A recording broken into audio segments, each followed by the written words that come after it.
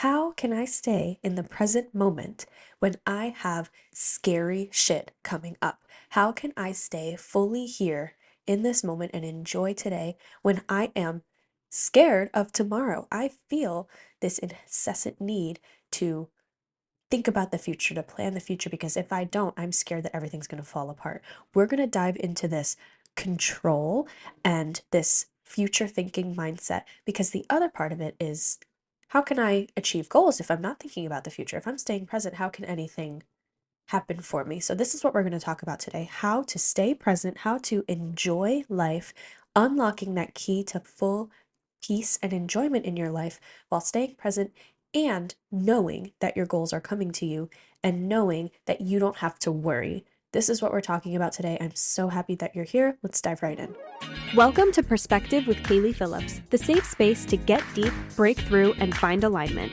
Here we prioritize wholehearted self-love, passion-driven careers, and living your absolute best life. You're here for a reason, so jump into the good energy, put your rose-colored glasses on, and tune in for massive impact and growth. I'm your host, KP, ready to release perfect and welcome perspective. So, when we have bills coming up, scary events coming up, interviews for jobs, scary meetings, places we don't want to go, meeting with people we don't want to see, any of these things that we dread, going to work the next morning, anything that you're dreading or that you're fearful of, it's hard to stay in the present moment when those fears are creeping up. But the big shift is I have three big shifts for you in your mindset. And by the end of this, you're going to be in a new place. By the end of this episode, you will be in a new place in the way that you view your fears and the challenges and all of the things that are coming up for you. Three big ones. You're going to feel like a different person after this episode. The first part here is how you view the bills and the stressors and life, because there's two different types of people. The first person says, oh my God, I have to pay so many bills. This world is corrupt. Rent is too high. My phone is too expensive. Life is too expensive. Life is unfair. Groceries are too expensive. Just complaining, negative. This is ridiculous that I have to pay to exist. I hate this. I hate my bills. I hate my life. This is the worst, That's person number one. Person number two, how lucky am I to be able to pay for a house, to pay for my phone, to pay for simple luxuries like groceries, picking out my own food? How cool is it that I get to go to the grocery store and pick out any food that I want and take it home and construct any meal that I want with it? How lucky am I to be able to pay for day trips and vacations and fun little drinkities, fun little coffees? How lucky am I? Because sure, you can complain and say, how ridiculous is it that we have to pay to exist? But if we didn't have to pay to exist, then we wouldn't have any of the luxuries. That balance is essential. We talk about the law of balance a lot on here. If we didn't have the bills that we don't want to pay, if we didn't have paying for our insurance, paying for, I don't know, whatever bill it is that you're resentful towards, then we wouldn't have the fun expenses either, because we need to have both. If we're going to pay to exist in the simple necessities, then we're going to also pay to exist to go on fun vacations and buy ourselves cute new phone cases and cute clothes. They need to coexist. So you have the choice to view it as an annoying thing that you resent or an amazing opportunity that you're grateful for. That's rare. We are the only existing species on the planet that pays to exist. And you can view that as a terrible negative thing or as a really cool positive thing. So that first switch is, how are you viewing the bills and the things coming up? They can be opportunities or they can be negative. And whatever perspective you put on, that's what you're going to experience. If you're dreading a meeting coming up and you're saying, this is going to be terrible, this is going to be awful, this is going to give me anxiety, then that's what it is, because you're creating that expectation. You're manifesting that energy for yourself. But if you can affirm to yourself, this is going to be okay, everything's going to be okay, I'm protected, I'm safe, I'm going to do my best, then that's the energy that you're manifesting for that situation, and it's going to work out for you. And you know what else? When you're able to at least say, everything's going to be okay. Now, I'm not saying if you have a big meeting coming up that you're scared for, like you're genuinely afraid, you have to lie and be like, I'm perfectly happy and so excited. I'm not saying to put on some fake toxic positivity, but if you're at least able to affirm and believe that everything's going to be okay and everything's going to work out for you, you are opening the door for opportunity and to actually see all of that negative noise and negative perspective creates such a big block that you can't see anything positive that can come out of it because your negativity is just creating this huge wall. Once you're able to lift that negativity, lift up that gray shaded perspective, and welcome in the affirmation that everything's going to be okay and everything's going to work out for you, you are now able to see the lessons from it, the cool opportunities from it, the positive experience, and you can even sink into some positive nerves because as humans, believe it or not, we crave feeling. It's a cool and exciting and positive thing to be able to feel positive nerves. Like if you were just always normal, nothing ever took you out of your comfort zone, nothing ever gave you some adrenaline, some stimulation, some anxious excitement, nervous excitement, like that feeling before going on a roller coaster, that feeling before meeting someone new. We crave that. It gives us balance, it gives us excitement, and you can either bottle that up into negatively charged energy, or you can affirm that it's going to be okay and see it as a cool opportunity and just enjoy it. Enjoy the nerves because this is what life is about. It's not about the end result, it's about now. It's not about what's going to come from the meeting, it's about what goes on during the meeting. That's where you grow, that's where you're experiencing life. Those end results of all of your goals are such small moments of your life. The big moments are the journey. It's every single day showing up towards the goal, every single day showing up for yourself. When you get to that end result, that's like a tiny, tiny little sliver of the journey. So now this moves me into the second shift here. The second shift is trying to see the whole journey to the finish line. I've talked about board games a lot over on TikTok.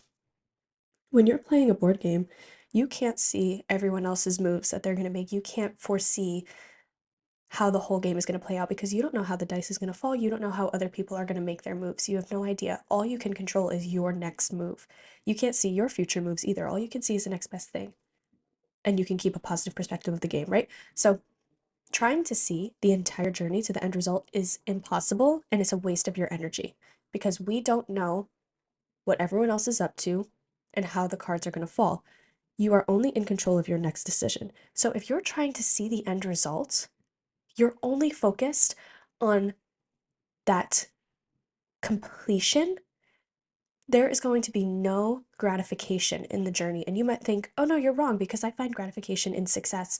But no, because if you're only focused on the end, you are training your brain to only feel validated when you have the trophy, when you have the win, when you have the check mark.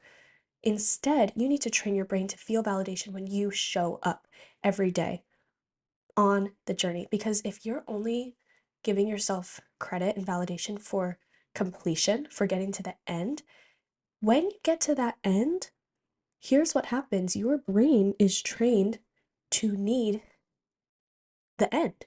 So now you're just on to the next goal and you don't give yourself the time of day to celebrate because your brain is like, okay, what's next? What's the next goal? When you train yourself during the goal achieving process to be grateful and proud of yourself every day for the way that you showed up, for the action steps you took, you're being present, and then you're celebrating so much more often and you're feeling so much better, and you let yourself actually celebrate, which is such a beautiful thing. But in any case, there's no way to see when the end result is going to happen, how it's going to happen. All you can do is stay present and trust the process. Now, my third switch for you, how much time and energy are you putting towards stressing and worrying? How much time are you clocking in on worrying about what's coming up? Because you can put so much wasted energy towards stressing about the future And then that moment that you were stressing about, it lasts 2 seconds and it wasn't as bad as you think. 9 times out of 10, it wasn't as bad as you were expecting.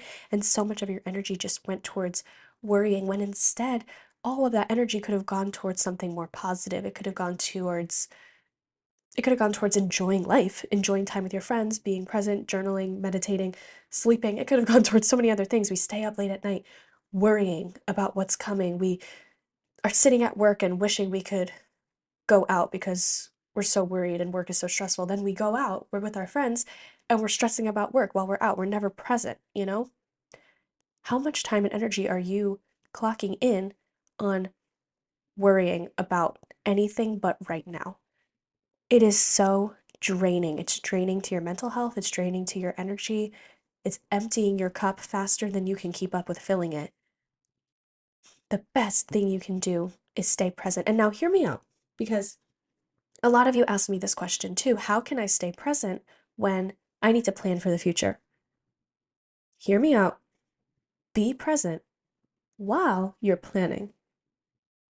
Now, so when I say be present, I'm not saying be an empty vessel with no thoughts besides what's right in front of you.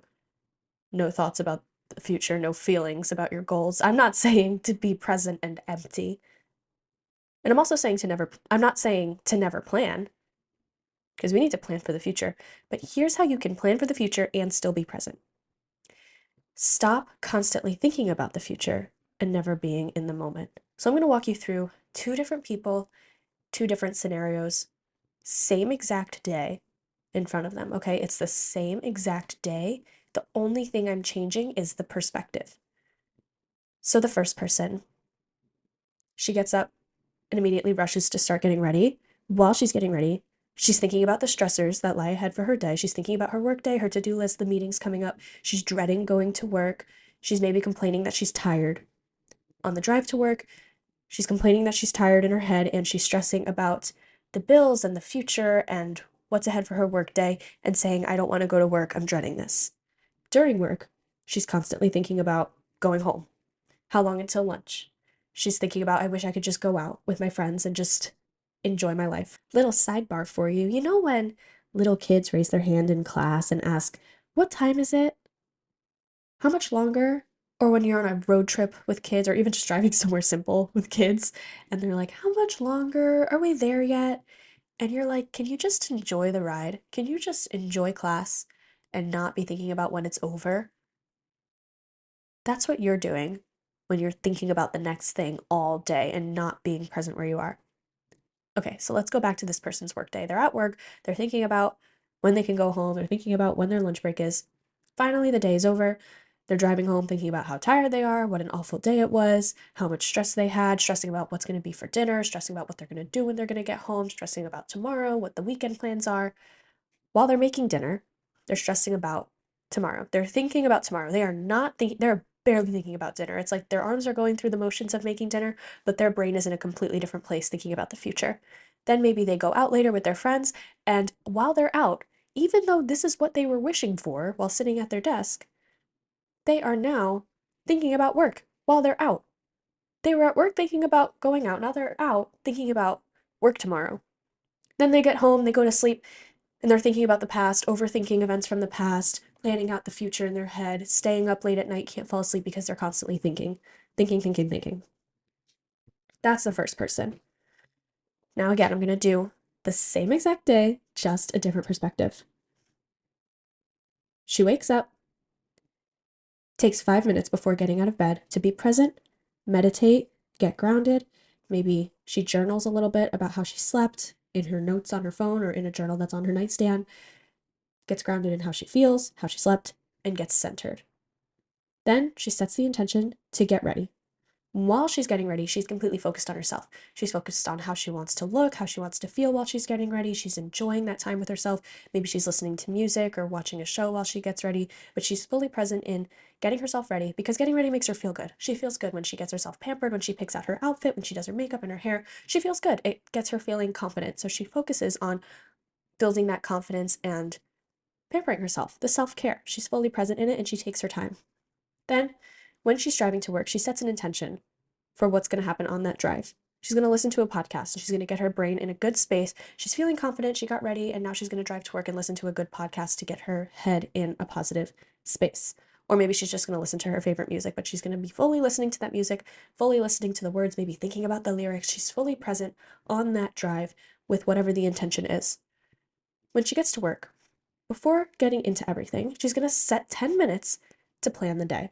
She's going to sit with her notebook or with her phone and being present in this planning. So it's an intention. I am setting the intention to plan my day. She's going to write out her 3 goals for the day and what her big focus is. I love to pick a good focus word for the day. Like my intention for the day is productivity, or my intention for the day is ease. She writes out her 3 goals for the day. She picks her focus for the day. Then she closes that notebook and sets her intention to be present in the work. Stressing about the past and the future, it doesn't do anything but sacrifice the quality of your work and the quality of your day. So she's not going to do that. She's just going to be present in the work. She's going to enjoy it because she has to do it. So she's going to do it right. If she's going to do it, she's going to go 100% in it. She's focused on her work. She's enjoying it. She's finding little moments to reflect on how she feels in the work. Even if she doesn't like the work, she's present in knowing, I don't enjoy this. Maybe I want to quit this job. Maybe I should start my own business. She's present in it. Then when work is over, full mindfulness. The drive home is an intentionally reflective state. Again, she can think about the past, but it's intentional. She's intentionally going to reflect on her day. How am I doing towards those 3 goals I worked out? Am I still in tune with my focus for the day? Okay, cool. That's where I am. Doing a little reflection. After we close out that intention, we're going to be present for the rest of the drive. And again, listen to music or maybe just be in silence and present with yourself or listen to that podcast. When she gets home, we are out of the work state of mind. Work is over. There is no place to be thinking about work when we're at home. It's crazy. Why would we think about work when we're at home? It doesn't make sense. We're home now. Work day is over. Now we're home. We're cooking dinner intentionally. We're enjoying, like I said in the beginning, the fact that we get to pick out groceries and then construct meals. How cool is that? She's present in it. She's enjoying time with her family maybe, or enjoying time with herself, with her partner, listening to music again, watching TV, whatever you want to do while you're cooking, but you're fully present and grateful for the cooking moment with your family. If she goes out, she's enjoying it. She's fully present there. She's saying, I'm going to fully enjoy myself. I'm going to have a good time, and I'm going to be present on this day in this moment. Then when she gets home, she goes to sleep. She's going to journal. She's going to meditate a bit on how the day went. She's going to have some gratitude. She's going to say, how did I do with my goals? Intentional reflective state, intentional future state. What do I want to have a goal for tomorrow? A good question I like to ask is, what's something I didn't get to today that I'm going to move to tomorrow? That's a fun one to do. There is a whole episode on here on the podcast that talks about a really great morning routine and night routine. It's called Listen to This to Start Your Day. Highly recommend going into that and listening if you want to get really specific in what you want to write in your journal each day. And then she goes to sleep and lets herself be present in falling asleep, not stressing, because there's nothing to stress about. She did her goals. If she didn't do her goals, she moved them to tomorrow. She enjoyed her day. And now she's going to move on to the next day, doing the next best thing for herself, putting one foot in front of the other. And all she's in control of is the next best thing and keeping a positive perspective. So this is how you keep the peace and you keep the presence. It's setting intentions with each part of your day. Getting clear with your intentions. I love changing your phone lock screen or keeping a sticky note or keeping some type of reminder on you that keeps saying, stay in the present. What's your intention right now? If you ask yourself, what's my intention right now, and you don't have one, that means you're not in the present moment. And your intention can be, I'm planning for my future right now, but it needs to be intentional. So I'm going to challenge you throughout the rest of your day. Keep setting intentions. Keep checking in with yourself. And this is a hard practice, so don't be hard on yourself, but keep checking in. What's my intention right now? Am I clear on an intention right now? Why am I doing what I'm doing? Am I present and enjoying it? I'm going to challenge you to do that for the rest of your day, the rest of your week. Please let me know how it went. Thank you so much for being here today. I hope this was helpful for you in staying present in the moment. Make sure you connect with me on Instagram and TikTok at AlignWithKP. And please leave a review for the podcast if you're enjoying it. I would love to hear how you're liking the episodes and what transformations you're experiencing. I am so grateful that you're here. I hope you have an amazing aligned rest of your day and a positive perspective to move forward with.